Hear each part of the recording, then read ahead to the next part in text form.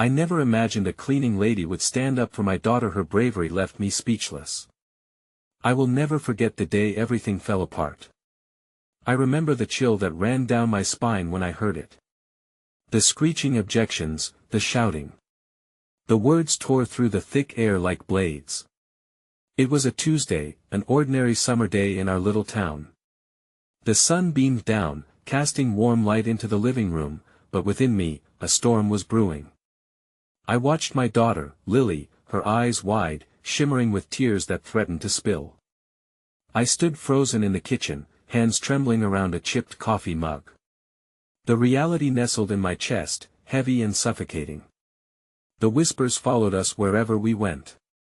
Ridicule hung in the air, thick and suffocating. Why can't she just be normal? I heard them say when they thought I wasn't listening, Lily was different, always had been. Her laughter sometimes felt like bubbles bursting in a world too serious. But every day, she walked into battle at school, her backpack weighing not just books but unasked questions and judgment. That day, as I braced myself to confront the chaos, a figure emerged from the background. It was Maria, the cleaning lady. A woman with an unassuming presence but eyes like storm clouds. She worked for us part-time, her life woven into the fabric of our home, dusting corners and folding laundry. Her body was slight, but her spirit soared. Maria had overheard the commotion. I could see the way she held her breath, a slight crease forming between her brows as she observed. In that moment, my heart swelled with hope. A simple cleaning lady, could she really stand against the tide? And then it happened. With passion I didn't expect, Maria stepped into the light. "Stop!" she called, her voice cutting through the noise. Everyone fell silent, as if struck by lightning. I held my breath, my heart racing. Maria's courage ignited the air, palpable and electric. "You will not speak to her that way." Her words hung heavy, each syllable a lifeline thrown into the churning waters of fear and despair. I felt the looks turn from disdain to disbelief. Murmurs broke out among the adults, a ripple of surprise spreading like wildfire. You could almost feel the judgment lift, if only for a moment. But still, I feared. I feared for Maria, feared what would happen next, feared that this spark could be snuffed out too quickly. Kids glanced at each other, unsure whether to join the discord or stand back and watch. A fight broke loose within my chest, longing to believe in the power of her voice yet terrified of the consequences of defiance, and then, a gasp. The principal stepped forward, his expression a thunderstorm. "Maria, this is not your place." But Maria didn't waver. She squared her shoulders, her fists clenching. And why shouldn't it be? Every child deserves respect no matter how different they are. The air thickened again, tension swirling like a dark cloud overhead. My heart raced, a wild drumbeat against the backdrop of silence. Could this really be happening? Could this unassuming woman really change anything? Then, just like that, the reality hit me harder than I'd ever imagined. What would happen to my daughter now? Would Maria become a target for the venomous tongues I was so desperate to protect her from? I felt the world spin around me, and the question echoed through my mind: who would stand up for my daughter when I couldn't? Hey, before we continue with this amazing story, I need to give you an important heads up.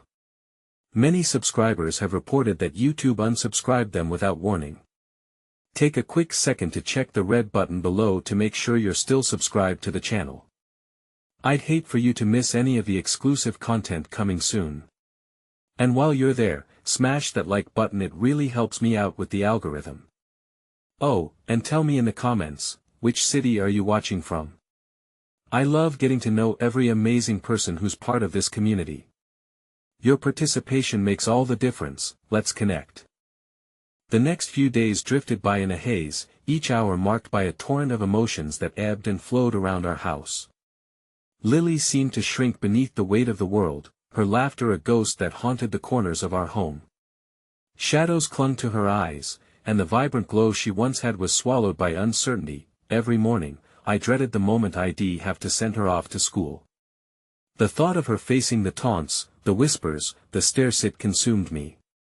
I wanted to be strong for her, but inside, I felt as fragile as glass, threatening to shatter at the slightest touch. By then, word had spread about Maria's intervention.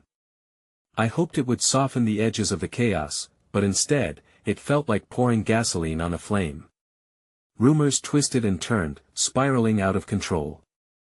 Some praised Maria for her bravery, while others sneered, branding her a meddler who didn't know her place. Watching the reactions of our neighbors introduced a dichotomy that left me gut-punched. Could a single act of courage be both a beacon of hope and the sharp edge of a knife? One afternoon, intent on creating normalcy, I suggested we bake together. Lily had always loved the warmth of the kitchen flour drifting like snowflakes, sweet scents wafting through the air. As we mixed batter, the sun dipped low in the sky, casting golden rays that felt like a warm embrace. "Mom, do you think Maria will get in trouble?" Lily finally asked, her voice barely above a whisper. The question hung in the air, heavy and unyielding. I paused, the mixing spoon hovering above the bowl. "Don't know, sweetie," I replied, swallowing hard against the lump in my throat. People can be unkind when they don't understand. I watched her hands shake slightly as she measured the chocolate chips, her eyes still gleaming with innocence. "But she's brave." Like a superhero, Lily insisted, determination lining her features. "Absolutely," I replied, ruffling her hair, wishing I could instill a confidence in her that matched my declarations. That evening, the doorbell rang, jarring us from our quiet moment. It was unexpected, a chime of hope nestled within a whirlwind of fear. I opened the door to find Maria standing there, her smile vibrant despite the shadows beneath her eyes. "That I brought some treats," she said, her arms laden with bags filled with baked goods that mirrored our afternoon project. I thought Lily could use a little extra sweetness. Lily's face lit up as she rushed forward to help, her earlier worries momentarily forgotten. In that simple act, the heaviness that hung around us lifted, smothered by the warmth of kindness. As we settled into the living room, a spark ignited between us. We shared laughter, stories, and even our fears. Maria revealed snippets of her life, and with each word, I found a connection we had never truly forged before. We discussed dreams, and amidst the pain, crafted little moments of joy, but that serenity was short-lived. The next day, news swept through the school like a wildfire. Somehow, someone had caught wind that Maria had stood up for Lily, and within that revelation was a woven thread of misfortune. My heart sank as I received a phone call from the principal later that afternoon. "Due to recent events, we believe it's best if Maria is not allowed on school property anymore," he stated matter-of-factly, as if this were merely a procedural decision rather than the termination of a lifeline. My heart dropped at the finality of it, and I felt the walls close in. My phone trembled in my grip, the familiar weight of helplessness surging over me again. I imagined Lily returning home, searching for Maria's reassuring presence, only to find an empty space. The tightness in my throat strangled the words I wanted to say, the courage to fight cloaked in despair. "Can we just talk to her?" I replied, desperation threading through my voice. "She's important to Lily." "I'm afraid that's not possible," he replied, his tone tinged with finality. I hung up, feeling like the ground had given way beneath me. How could I break this to Lily? How could I explain the harsh scorn of the world, the consequences of one act of bravery? That evening, when I saw her drawing in the corner of the living room, I knew I had to tell her. But how? As I drew near, I caught sight of her colorful creations, a cascade of colors reflecting a storm but also hope. It felt surreal. Suddenly, a loud knock came from the door, slicing through the silence. I exchanged confused glances with Lily. My heart raced as I opened it cautiously. Before me stood a group of kids from her school, their faces flushed with a mix of determination and apprehension. One boy, Jamie, stepped forward shyly. Can we talk to Lily?" He stuttered, his voice wavering. That I hesitated, keeping watch as they fidgeted, glances exchanged filled with unsaid promises. But then, the overwhelming need for connection surged within me. Maybe I was wrong to expect only contempt. As they filtered in, Lily's uncertainty started to thaw. In that moment, I realized that despite the turmoil, Lily held something profound: a connection, a chance for change.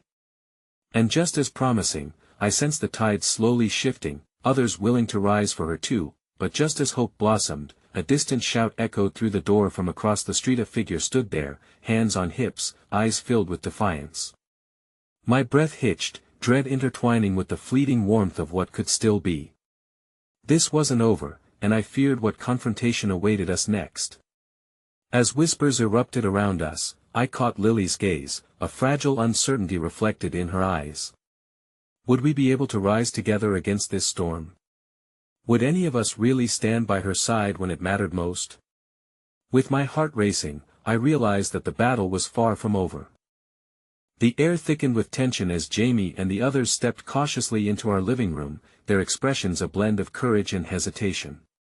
I could see by the way they shifted their feet and glanced at one another that they shared the weight of uncertainty. Yet, their determination was a flicker of hope against the looming shadows that had been chased in by the figure outside. "Hi, Lily," Jamie said, his voice wavering but earnest. "We wanted to invite you to come play with us. We heard about what happened and we think you're really brave." Lily blinked, torn between disbelief and a glimmer of excitement. The thought of being called brave sent a rush of warmth through me. After so many days of feeling chaotic and small, was it possible for her to feel seen? "Play?" she echoed, hesitation threading through her words. The group nodded, words tumbling over one another as they offered reassurance. "Yeah. We can play at the park. It's been a while since we've all hung out," Jamie said, his voice gaining strength with every word. But before I could process the invitation, the weight of the situation crashed down on me again, and I glanced back toward the figure outside. It was Mrs. Thompson, our neighbor, her hands now resting defiantly on her hips, her lips drawn into a thin line. I could only imagine the criticisms brewing behind that stormy expression as she prepared to take action on whatever judgment she deemed necessary. "Can we really?" Lily's eyes sparkled with a trace of hope, yet the looming presence of Mrs. Thompson felt suffocating. "Of course." One of the other kids chimed in. "There's no reason you shouldn't have fun just because of what happened. It's not your fault that each kid voiced support for Lily. I saw pieces of her confidence rekindle like a flame in the night. Yet just as quickly as hope began to bloom, fear slashed through the moment when Mrs. Thompson cleared her throat loudly from the doorway, silencing the room like an unwelcome winter chill. "I think it's best if you all go home," she announced, her words laced with an authority that turned the buoyant air heavy. "Lily shouldn't be out with you children after what's been happening. It's too dangerous." The kids exchanged glances, their immediate joy flickering into uncertainty. They looked to Lily as if she had a say in the matter, and I wanted to scream that they shouldn't heed the baseless fears of a woman ensconced in her own prejudices. "Mrs. Thompson," I began, stepping forward bravely but feeling my heart flutter in anxiety. "Lily has every right to go out and be with her friends. They support her, and we need that right now." She tilted her head, her expression unreadable.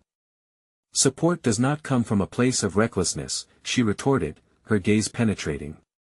"You have no idea what those children are capable of, and neither does she." As Mrs. Thompson spoke, the camaraderie in the room began to dissolve, and my heart sank to see Lily's hope teetering on the edge. I looked at the faces of the other children, now crumpled in concern, their invitation hanging awkwardly in the air. "Why can't we just be friends? Why does it matter what others think?" Jamie interjected, his voice firm, cutting through the tension. "We only want to be there for Lily. She deserves the same chances as everyone else." Mrs. Thompson's brow furrowed slightly, but my chest tightened. I knew her words had the weight of unyielding thoughts. The children were rallying behind Lily, but I couldn't help but wonder how long it would last. How strong was their resolve against the undertow of fear and gossip? "I think we need to just go," one of the other kids finally muttered, clearly affected by Mrs. Thompson's harsh tone. They started to back away, leaving Lily glowing with fragility amidst the clouds of uncertainty. No. Lily protested, her voice small but tinged with strength. "I want to play with them. I want to make friends. The determination in her voice felt like a fragile spark against the encroaching darkness, yet the faint admiration quickly gave way to my fear. I recognized the rawness of her desire to connect. But I was terrified of the repercussions that awaited beyond the safety of our home. "Please, Mrs. Thompson," I implored, my voice strained. "They're not the enemy. We're trying to show Lily that not everyone is against her." A moment stretched into silence, the air thick with charged hostility. I could feel the pulse of uncertainty thumping in my throat. The gravity of Mrs. Thompson's presence loomed larger as her eyes flicked between me and the children, wrestling with the legacy of her long-held biases. At that moment, something unexpected happened. Yet another knock reverberated through the doorway, signaling a second unexpected arrival. The air shifted once more. I felt my breath catch as I opened the door, revealing a figure I hadn't anticipated: an official-looking man in a neatly pressed suit, an envelope tucked firmly under his arm. The kids fell quiet, Lily's eyes widening at the sight. For a brief heart-stopping moment, I wondered if this could be a turning point, a change, but as Mrs. Thompson's scowl deepened, it seemed that the threat of confrontation loomed again, dark and foreboding. "That I asked this about Maria?" I whispered, a chill racing down my spine as the man nodded, his gaze darting toward the children. My mind spun as dread coiled tighter around my heart. His arrival on our doorstep felt monumental, and yet, I couldn't shake the feeling that it heralded a reckoning neither Lily nor I were prepared to face. I turned to look at her, hope and fear intertwined in her wide eyes, knowing that the battle was not only over acceptance but now spiraling into something much more profound. How would we face whatever storm it would bring? As the man in the suit stepped over the threshold, the room filled with an electrifying tension that felt like a prelude to an inevitable storm. The children huddled together, their giggles having vanished like a wisp of smoke, replaced instead with anxious glances. I could practically hear their unspoken questions mingling in the heavy air, creating a suffocating blanket of uncertainty. "Did I ask Mrs. Thompson here?" the man asked, his voice resonating with an authority that felt out of place in our living room. All eyes pivoted toward Mrs. Thompson, who now wore a mask of defiance, her stance rigid, almost impervious. "I'm the one you're looking for." Her words dripped with challenge as she stepped forward. "What do you want?" "Mrs. Thompson, I'm with the Community Support Agency," the man replied, adjusting the envelope under his arm. "We're here regarding the recent concerns surrounding the community and specifically about Maria." The atmosphere shifted again, a wave of confusion washing over the children. My heart raced as I looked at Lily, unsure if she understood the weight of the situation. Memories bubbled up like a forgotten tide. Maria, our neighborhood's late cleaning lady, whose laughter had once filled our home on the days she came to help. She had drowned in her own struggles, always wearing a smile even when life dragged her down, a stark contrast to the discontent that now drifted like a ghost through our lives. "That I don't have time for this bureaucratic nonsense. Maria hasn't been a problem for anyone," Mrs. Thompson snapped. There was something deeper behind her hostility, a tremor in her voice that indicated wounds far more ancient than those merely inflicted by Maria's unfortunate circumstances. "Mrs. Thompson, please," I tried, my voice shaking as I stepped closer to intervene. "This isn't just about her. It's about the impact on the entire community, on our children. We need to confront the real issue here." The man glanced between us cautiously, taking in the tension that brewed between the two women who had once shared more animosity than affection. "We're assessing the needs of families affected by recent hardships, particularly in ensuring that children like Lily have a safe environment," he explained, glancing at her with a gentleness that shone through the weight of the conversation. Mrs. Thompson's expression darkened. "You think keeping her away from other kids will help? That's not how it works. It's not safe for any of them." Before I had the chance to respond, Lily stepped forward, her small frame trembling with determination. "I'm not afraid," she shouted, her voice ringing with an emotion that made me both proud and terrified. "I want to be friends. I want to play just like everyone else." A profound silence enveloped the room. The other children appeared momentarily stunned, as if wiping the slate clean of any fear to reveal camaraderie buried beneath layers of anxiety. Jamie's expression softened, the corners of his mouth edging upward as hope flickered anew like a candle ignited in the dark. The man's gaze softened. "That's a very brave thing to say, Lily. You're not alone in this. Everyone deserves friends, and it's wonderful that you want to make connections," he said gently. Encouragement flowed in his tone, and I could almost see a bridge-forming a path toward acceptance and understanding, but Mrs. Thompson remained unyielding, her stern gaze almost pleading with the children to step back into their shells. "What do you know about bravery? You've never faced what they have." She shot back at the 5 kids standing united before her. "Ignorance is dangerous." Now, voice trembling, I pleaded, "It's not ignorance. It's about love, about community." Maria embraced these kids' innocence and laughter when no one else would. My heart hammered as I dared to step closer to Mrs. Thompson, both terrified and resolved. "We need to honor her legacy instead of judging it." Mrs. Thompson's facade cracked slightly, and for the briefest moment, I saw a flicker of vulnerability in her eyes, memories perhaps rushing back of a time when kindness flowed freely. But just as quickly as it appeared, she tightened her grip around her prejudice like a security blanket. The man took a step forward, sensing the precariousness of the moment. "This agency can help provide the resources needed, including counseling for those affected. Every child here deserves a fair chance, and we can't allow fear to dictate their potential." Suddenly, the door creaked open again, a gust of wind pushing through. Taken aback, I turned to see a familiar silhouette strolling in. Mrs. Ramirez, the woman who had provided Maria with work, now standing tall, an emblem of solidarity. She appeared concerned but grounded, her presence like a lighthouse in a raging sea. "Lily," she said, her voice warm as sunlight. "I'm here to stand with you all. We shouldn't hide in fear. Let's reclaim our community," she declared, her words weaving through the tension like a gentle breeze. "I can't believe this," Mrs. Thompson exclaimed, her mind racing between her drive for protective control and the realization that perhaps change was brewing right under her nose. Before I could respond, the man turned his gaze to the children. "It seems we have a moment of choice before USA chance to choose understanding over fear. But this moment is fragile." Once again, the sudden urge to protect my daughter surged within me as I glanced at Lily, who stood shaking but resolute. "Mommy," she whispered, and that one word sent a wave of longing through me, a primal fear that the world outside our walls might crush her, just like it crushed Maria. But as the voices mingled, I felt the ground shifting beneath us, and I knew this stalemate could easily tip into chaos.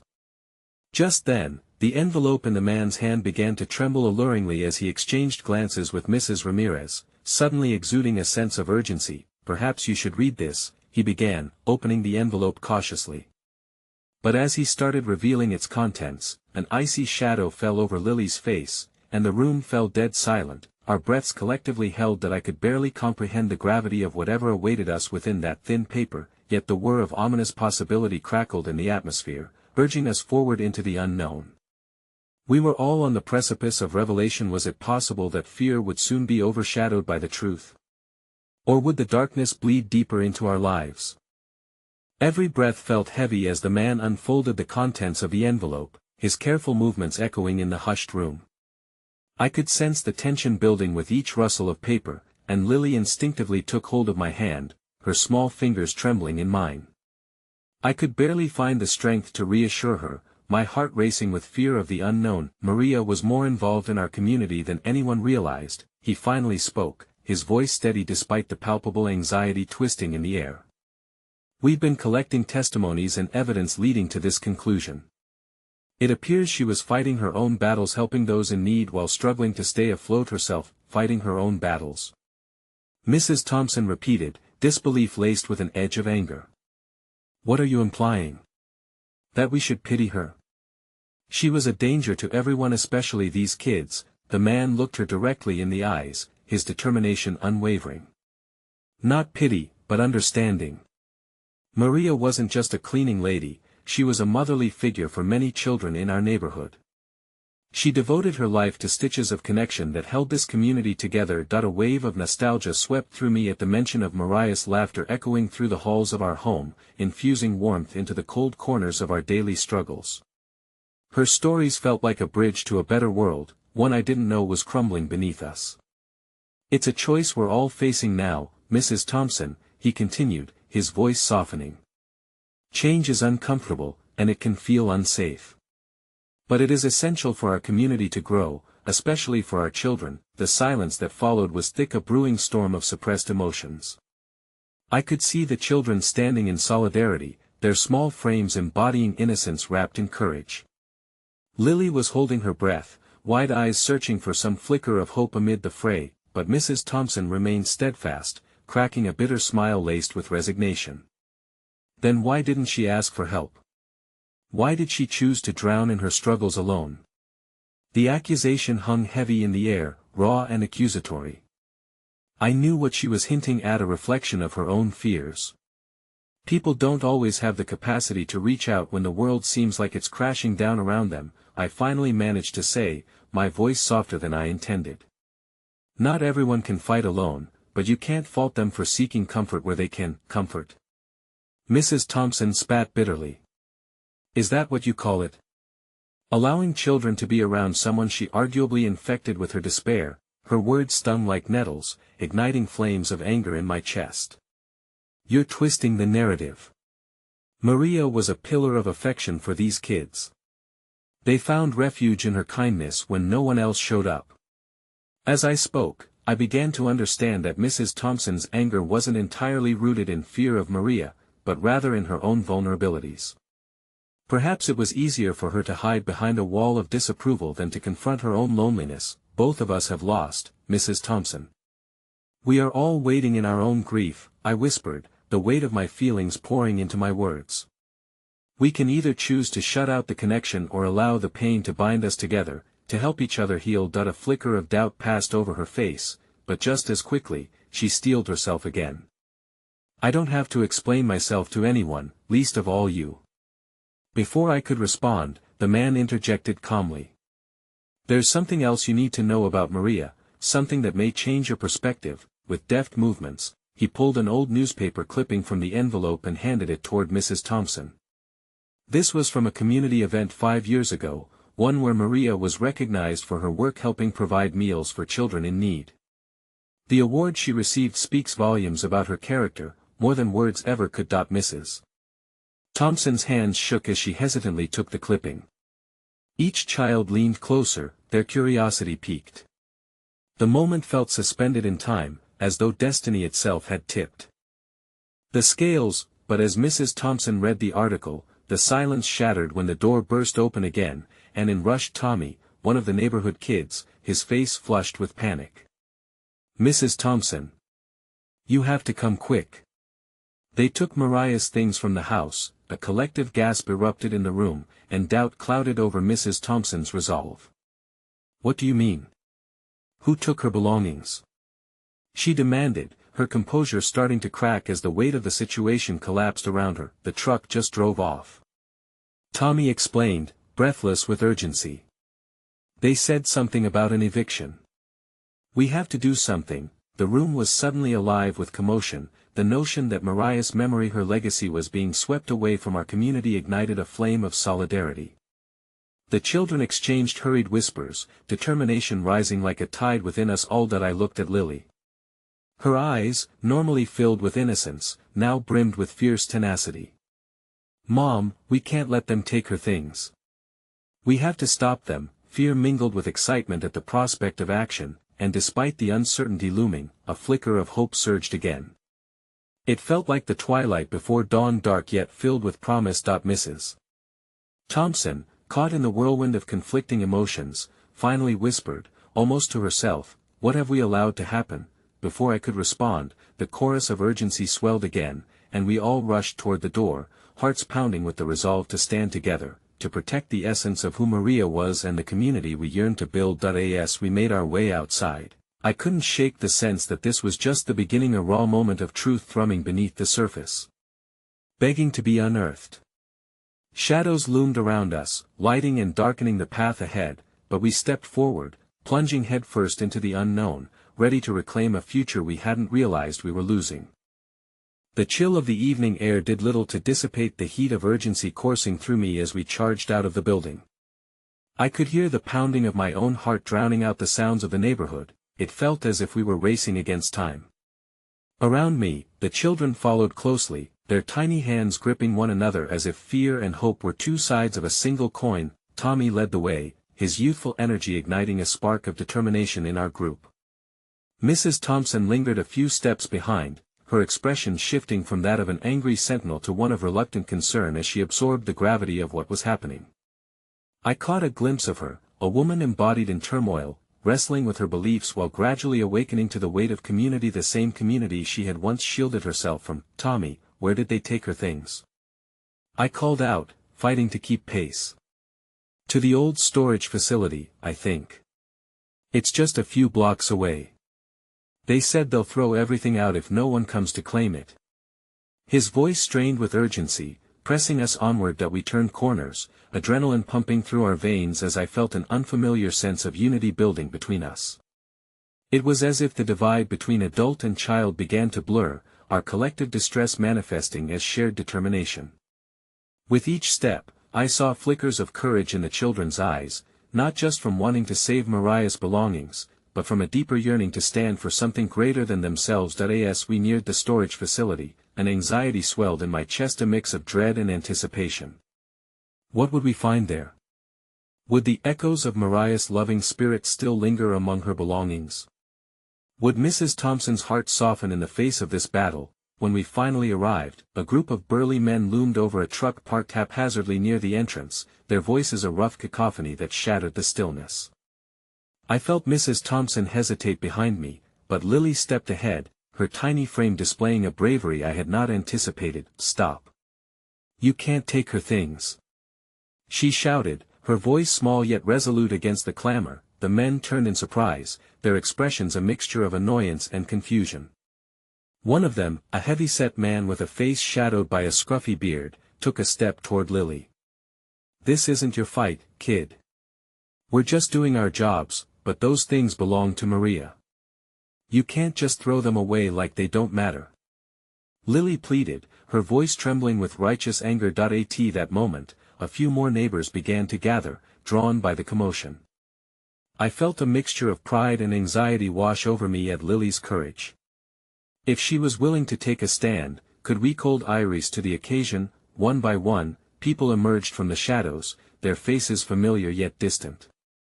I recognized Mrs. Patel, a woman who had often waved hello but never ventured further into our interactions. She struggled to catch her breath as she joined our small group. "What's happening?" she asked, her eyes wide with concern. "They're taking Mariah's things," Tommy exclaimed, pointing toward the men.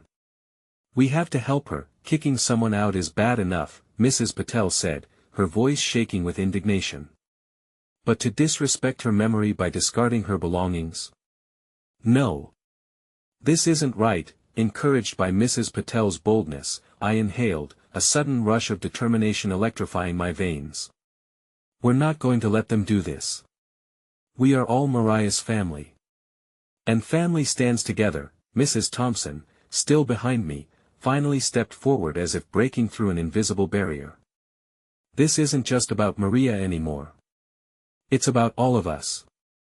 Every connection, every soul here." She trailed off, the realization softening the harsh lines of her face. A murmur of agreement spread through the crowd as her words hung in the air. We might not have all the answers, but we shared a common thread woven from struggle, loss, and the undeniable need for belonging. The men appeared less confident now, their postures shifting as they regarded the growing crowd. Time suspended as we stood together, a wall of unity surfacing with each breath. But before I could rally the courage to confront the men once more, the heavy-set one barked out a laugh, hoisting a box filled with tattered belongings. "You really think standing here will change anything?" "Yes," I called out, stepping forward. My voice trembled, yet I pushed through the fear. "Because Maria taught us that we are stronger together. You can't just erase her existence with a truck. There are memories here, lives she touched, children whose hearts are tangled with hers. the atmosphere shifted. I could see doubt creeping into the imposing figure's eyes as they hesitated, caught off guard by the weight of our resolve, but just as it seemed we might reignite Maria's legacy, a siren blared suddenly in the distance, cutting through our moment like a knife. My heart sank, knowing too well that the police were our next visitors. Would they support our endeavor, or would they bow to those whose authority stood as a barrier between respect and loss? I turned, eyes wide in horror as the flashing lights illuminated our gathering, uncertainty flooding the air. The towering figure of the heavy-set man grinned as he made his way toward the officers, placing a heavy hand on his hip. I could sense a new wave of dread rising among us. The weight of the situation crashed down on my chest, revealing a dreadful truth. This battle had only just begun, and the fight for Mariah's memory and our community was far from over. The sirens drew closer, their wailing sound reverberating in my ears like an approaching storm. Anxiety wove through the crowd, infecting our moment of defiance with fear. My heart raced as the realization hit me: would the police side with those men, or would they recognize the heart of our plea? I watched the heavy-set man smile smugly towards the approaching officers, a sense of superiority radiating from him that threatened to crush our spirits. "Get ready, kids," I whispered to Tommy and Lily, who stood resolute, their eyes fixed on the police cars arriving. "We may need to remind them of why we're here. We're not just protesting, we're honoring Maria." As the police emerged, their uniforms blending with the harshness of the evening, a shadow of dread crept over our assembly. A tall officer stepped forward, scanning the scene. He looked tired, the hollows beneath his eyes suggesting he'd seen too many conflicts to care about this one. My mind swirled with doubts. Was this even worth it? "All right folks, let's move along," he called out, his voice radiating authority. "There's no need for a commotion," the man from the truck chimed in, smirking. "These kids don't understand. We're just clearing out the bad memories." I felt an electric jolt of frustration surge within me, forcing my heart to pound louder than the gathering sirens. "No. You don't understand. This isn't about memories being bad or good, it's about people. Maria was one of us, and these things are a part of her, of us. We're asking for respect." My voice quivered with the weight of my emotions as I took a step forward. The officer glanced at me, a mix of surprise and irritation crossing his face. The crowd shifted restlessly behind me, and the energy fluctuated like waves crashing against a rocky shore. Mrs. Thompson, having stood in the background, stepped up next to me, her voice even stronger now. "You don't know what you're destroying here. This community is made up of stories, of lives intertwined. Maria was a part of that fabric." Her presence, a beacon of strength beside me, lit a path through the thickening tension. Just then, Mrs. Patel handed me her phone, her fingers shaking slightly. "Look. I've got footage of the last event, Memorial Day. Maria hosted it. You can see her heart, her laughter. This is what you're about to take." I felt my resolve solidify. "Yes. This what we're standing for, isn't just for Maria but for every forgotten voice in this community." The police officer hesitated, annoyance still etched on his face, but I saw a flicker of recognition and acknowledgement that sparked from the unity radiating from our group. Perhaps he saw himself in the old man living alone at the end of the street or the single mother struggling, lives that could easily be swept away if no one stood to defend them. But just as hope blossomed, a shrill ringing echoed from Mrs. Thompson's phone. She grimaced as she glanced at the screen, frowning deeply. "It's my husband. He's at the hospital. I have to go." Panic crackled through me. "No, don't leave." "But I have to," she whispered, her voice trailing off as she turned to blend back into the crowd, uncertainty etched upon her features. In losing her, we were losing a crucial force in our already fragile stand. "Everyone, listen." The officer raised his voice again. "This situation is escalating. If you don't disperse, we'll have to intervene." The heaviness in the air gripped my lungs. A mixture of desperation swirled inside me as I felt my role expand, unearthing the courage I'd only recently discovered. If we disperse, if we leave her things behind, what does that say about us? Who will fight for those who can't fight for themselves? A few murmurs of agreement erupted from the crowd, but my own heart trembled as I looked around. While the fire of rebellion swelled, new fears emerged. What if the crowd didn't hold? What if they turned away, too overwhelmed by the realities life had to offer? Suddenly, Tommy shouted, "What if we get a petition? What if we rally more people? If Maria taught us anything, it's about fighting for what's right. We can do this together." His words hung in the air, igniting shards of hope among us. It was in this small Iona nugget of possibility that the strength of our community began to flourish, igniting an ember that sparked whispers of solidarity. People nodded, exchanging glances that spoke louder than words. They wouldn't back down, but before we could harness that energy, the heavy-set man stepped closer to the police officers. "Let's just get this done, boys. No one's going to remember this clutter anyway." The officer nodded, seeming to weigh our gathering against the requests of his superior. In that moment, shivering anticipation wrapped around my heart as I braced for the worst. The heavy-set man turned to consider us, eyes glinting with malicious glee. "Are you ready for the truth? It would break you, you know. This woman you're pining over. She wasn't who you all think. You really think she's worth fighting for?" His words sliced through the air like poison, and the murmurings of the crowd hitched at the revelation, scrambling for valid footing. If his words were true, if Mariah's essence contained shadows we hadn't grieved, what would this journey mean? A heavy silence blanketed USA, silence so weighty it buried our whispers of hope beneath uncertainty. The flicker of camaraderie faltered as we stood there, desperately hanging on to remnants of Mariah's spirit while bracing ourselves for what might come next. That moment, I felt another wave of realization crashing against my resolve.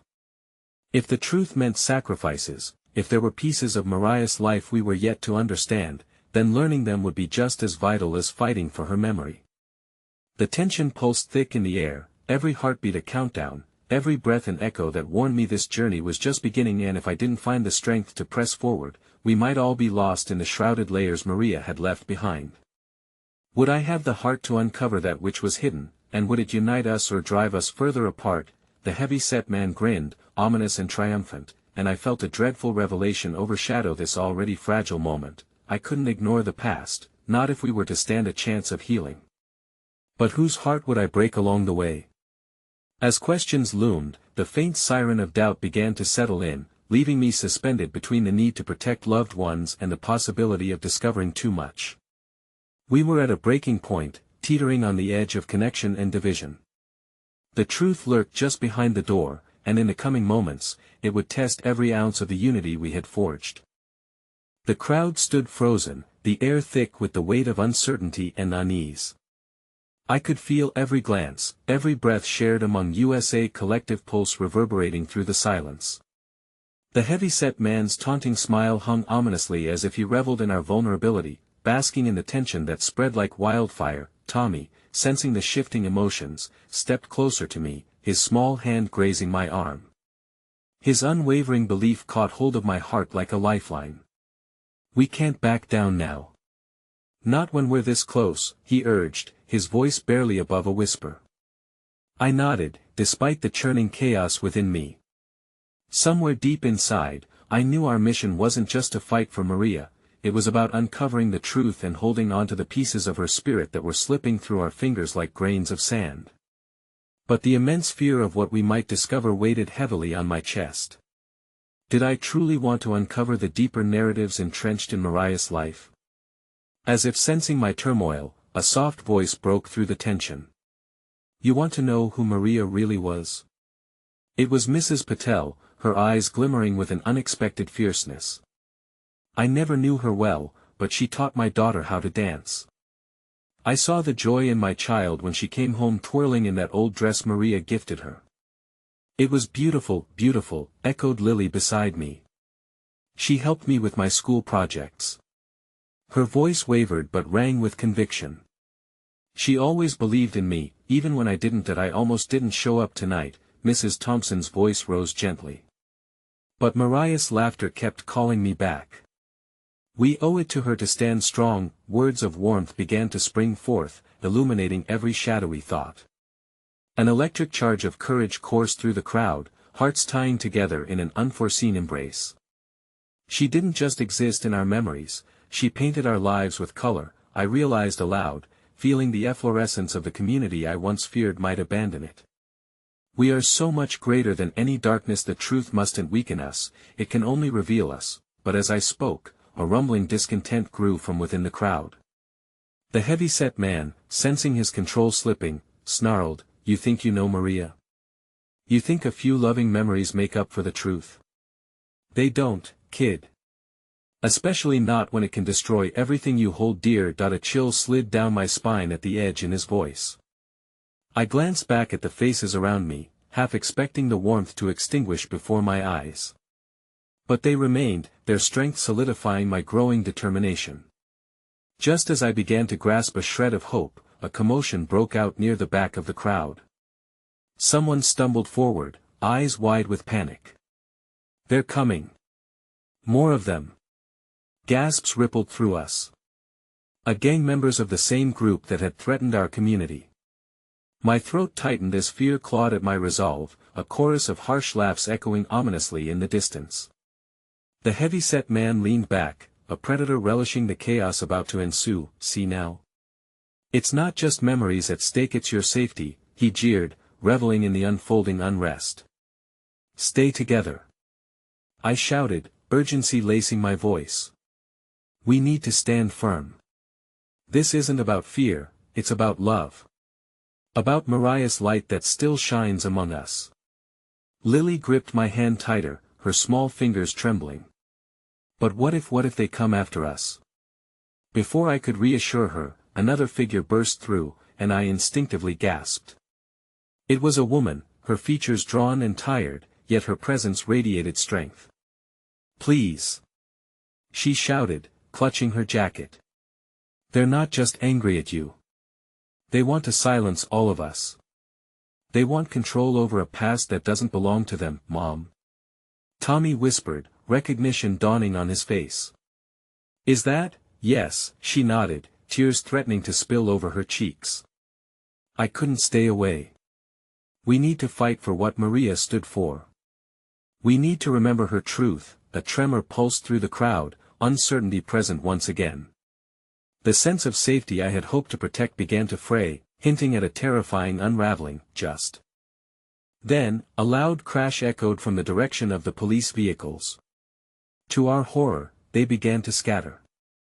The original officers were retreating. In their place, newer figures emerged, unmarked vehicles arriving with unknown agendas. "Get inside now. They're not here to protect anyone," one officer screamed as chaos ensued. In that moment, my heart plummeted.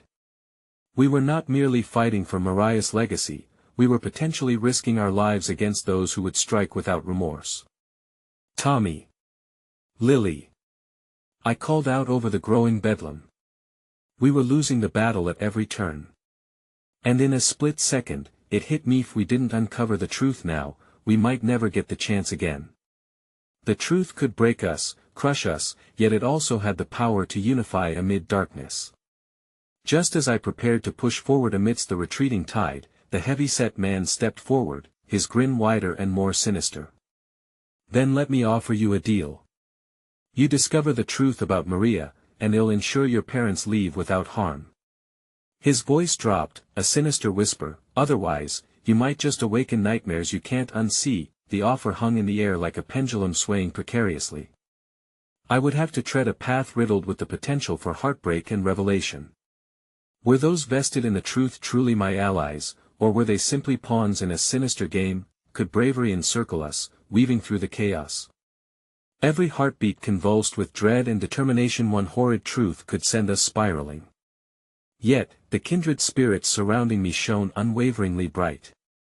Together, could we truly confront whatever awaited? With a deep breath, the sense of unity pushed me forward, edging closer to uncharted truths that lay waiting, just beneath the surface.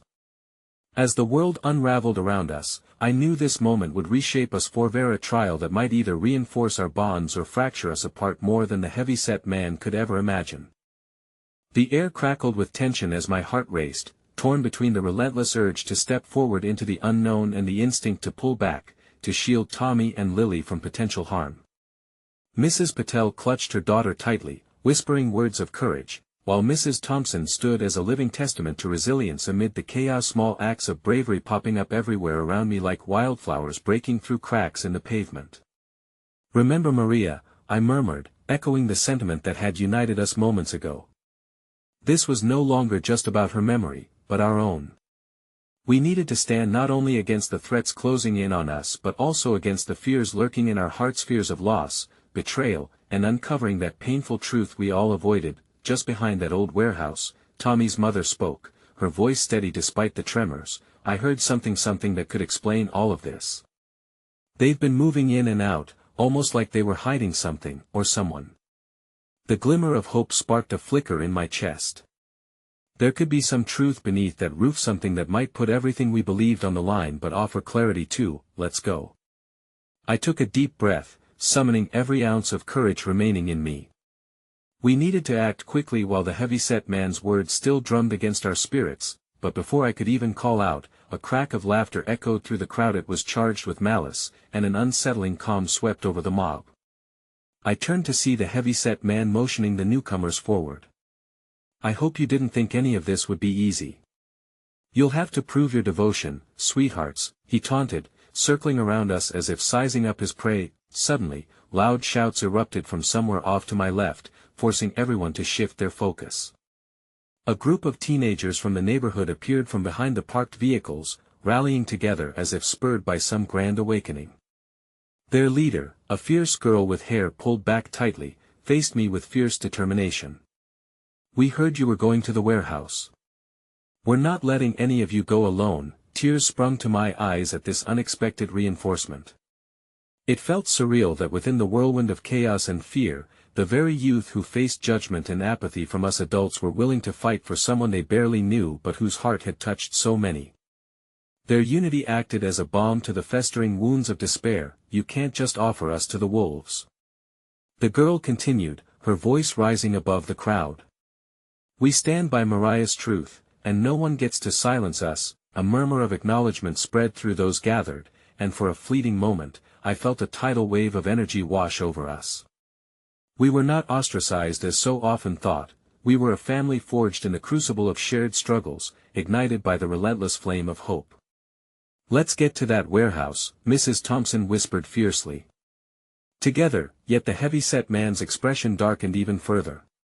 His eyes narrowed into slits, glimmering with a dark intensity that threatened to boil over. "I gave you a chance, but if you want to play the hero, let's make this interesting. Fail to bring me something of value by nightfall, and I will ensure that your brave little friend's fates are cemented right alongside Maria." My stomach twisted at his ultimatum. Any hope I had started to gather began to feel stingingly fragile. But I could not succumb to despair, not now, with Tommy, Lily, and so many others standing beside me, ready to face the dark mantle descending over our community. With a single glance between Lily and Tommy, I resolved to head toward the warehouse, knowing that every step could lead us deeper into untold dangers. The crowd began to part, uncertainty and resolve mingling in the air. Encouraged by the teenagers rallying alongside us, we made our way toward the shadowed structure looming ahead. Just as we approached an unsteady door, an unexpected voice halted us.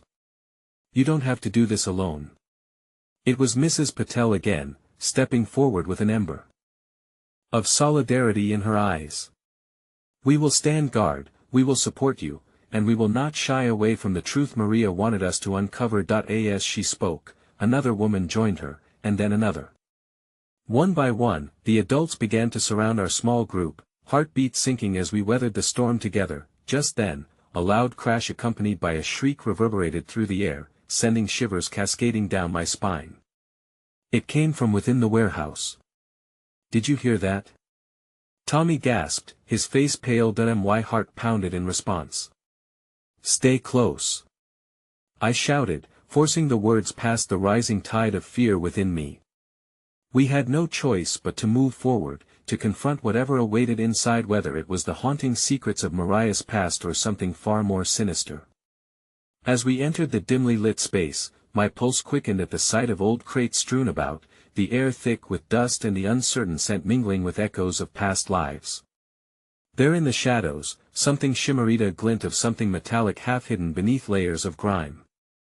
As I reached for it, the room seemed to crackle with a different kind of energy and awareness, an invitation to discover what had been lost for too long.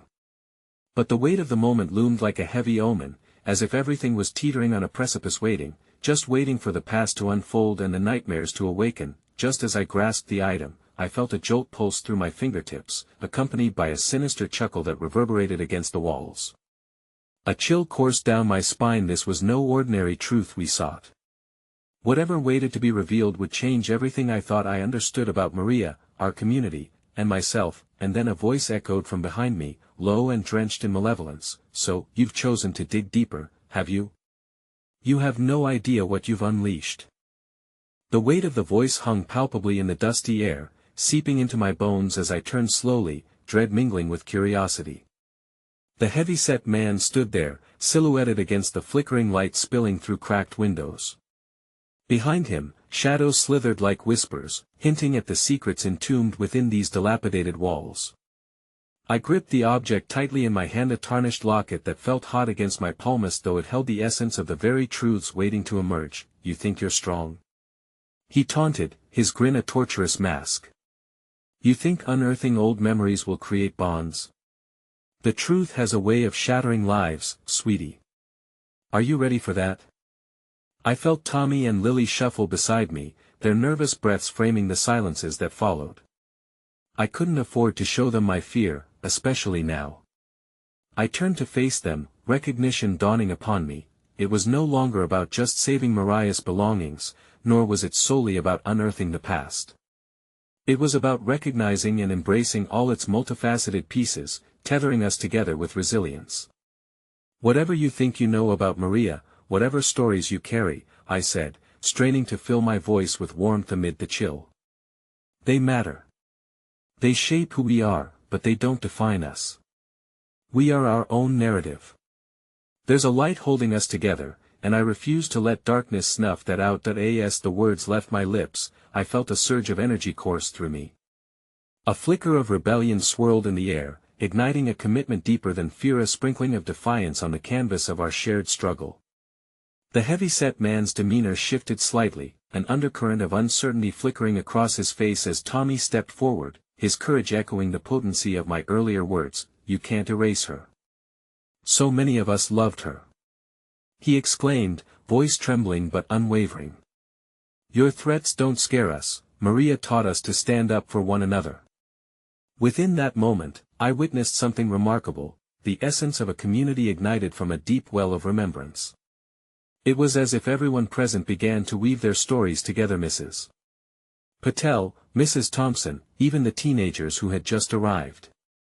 They stepped forward, filling the gaps in resolve and strength, declaring their intent to stand for Mariah's narrative against fear, hostility, indeed, against whatever darkness lay beyond the unmarked doors of the warehouse.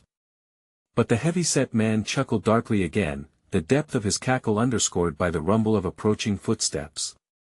He motioned to one of the shadows at the edge of the warehouse, and a tall figure stepped forward, a figure who sent a chill racing down my spine. "Meet my partner in crime," the man sneered. "Well, see just how strong that bond holds when you confront your truths." As the figure came into view, my breath caught in my throat, a realization dawning that twisted my insides like a knot. It was Mariah's estranged sister, Linda, her face a tapestry of pain and regret, marred by a lifetime of bitterness. The very connection I thought had been severed by circumstance now slipped into my line of sight like a cursed omen. "Why are you doing this?" I pleaded, though my heart already feared the answer. "Maria wouldn't want this. Maria had her secrets, and I'm here to make sure they remain buried," Linda replied, her voice both a blade and a shield. She glanced at the heavy-set man, each word draping their collaboration in a sinister covenant. "People like you making a fuss for someone who chose to abandon her family? You've no idea who she truly was." "Stop hiding behind her," I shouted, my voice breaking through the veil of dread. "The past doesn't have to haunt us, we can transform it." Just then, Tommy took a step back, trembling as he clutched Lily's hand. "It's not just about you," he said to Linda, his voice pitching high with frustration. It's about how she fought for us to show love was powerful. Our memories are like stars, we carry them with us even when the darkness creeps in. The tension thickened around us, and a collective resonance surged through the crowd, echoing back Tommy's defiance. Hope rippled like wildflowers blooming amid rocky soil. Linda shifted uncomfortably, glancing back at the heavy-set man, uncertainty clawing through her fierce demeanor. "You think you own her narrative?" she shouted back, now looking more frantic than forceful. "You don't know the truth, none of you do, we want to be part of it." Lily cried, stepping forward. "We aren't afraid of who she was, we just want to remember her, how she raised us up." Linda's icy facade began to tremble as the words hung heavy in the air. My heart raced as realization flickered across the room. This wasn't just a battleground of lies and resentment, it was an opportunity for reconciliation. "I won't let you define our truths," I shouted above the rising cacophony. Mariah's love was expansive. We can't cage her memory. Together, we weave a new narrative, one topped with hope instead of despair. And just as I finished, an electric shift surged through the dimly lit room as we began to unify, voices converging into a chorus resounding louder and stronger, each person taking ownership of their piece of Mariah's story, pushing through the shadows cast by secrets. Murmurs formed into declarations, love intermingling with anger and rawness. Grudges began to dissolve as the atmosphere folded around us, strengthening our narratives in defiance. As I blinked away, the tears blurred by emotions, I watched Linda's veneer shatter, a crack spiraling through her expression. "You don't know what she gave up," she murmured. "She left me, she abandoned us." "No, she didn't," I implored gently. "She carried you both with her always. It was love that motivated her choices, her spirit lives in us now. Mariah's light shines through our hearts, and that's what matters." With those words, something within Linda broke, the conflict fluttered across her face, pain, yearning, and confusion tempestuous inside of her. The heaviness around us shifted. There was an opportunity for healing overshadowing the lingering darkness, whispering that today we could write a new beginning. In that fragile heartbeat, I felt the distance between us collapse. The transition seemed palpable, expanding beyond each individual heart as the collective breath of our community surged with potential. Together, we could embrace the truths cobbled together through love and loss. Together, we could redefine what it meant to be family. Hope blossomed in our hearts as we stepped toward one another, ready to forge paths we hadn't dared to explore. As I reached towards Linda, she seemed to hesitate, but something deep inside shifted as tears spilled silently from the corners of her eyes. "I want to remember," she finally whispered.